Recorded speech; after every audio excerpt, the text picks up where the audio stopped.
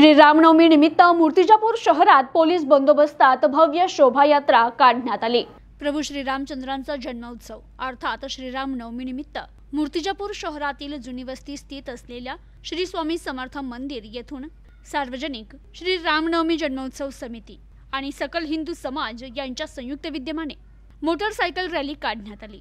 यावेळी प्रभू श्री रामचंद्र यांचे चित्र असलेले भगवे दुपट्टे आणि भगवा झेंडा हाती घेऊन हजारोंच्या संख्येनं हिंदू बांधवांनी रॅलीत सहभागी होत जय श्रीरामाच्या केलेल्या घोषणाने शहर दुमदुमलं होतं।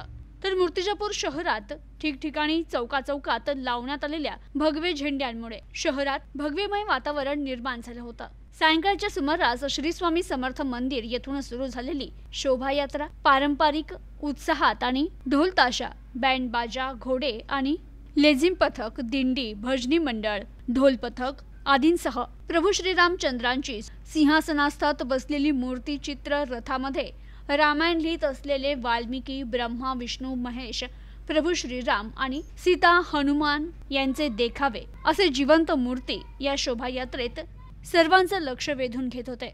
तर यावेळी वाटेत मध्यस्थ येताच शोभायात्रेचे अध्यक्ष द्वारकाप्रसाद दुबे, विद्यमान आमदार हरीश पिंपळे, पंकज कांबे, राष्ट्रवादी अजित पवार गट तालुका अध्यक्ष जगदीश मारोटकर, प्रदेश संघटक सचिव रवी राठी यांनी प्रभू श्री रामचंद्रांच्या मूर्तीला पुष्पहार अर्पण करत दर्शन घेतलं। तर आराध्य दैवत ढोल ताशांच्या चमूने आपल्या ढोल ताशांच्या प्रदर्शनात सर्वांचं लक्ष वेधलं। तर यावेळी शोभायात्रेत कुठलाही अनुचित प्रकार घडू नये, शांतता, कायदा सुव्यवस्था अबाधित राहावी याकरिता शहर पोलीस स्टेशनचे पोलीस निरीक्षक भाऊराव घुगे यांच्या मार्गदर्शनाखाली शहर पोलिसांनी चोख बंदोबस्त ठेवला होता। प्रतिनिधी सुमित सोनोने, न्यूज टुडे 24, मूर्तिजापूर, अकोला।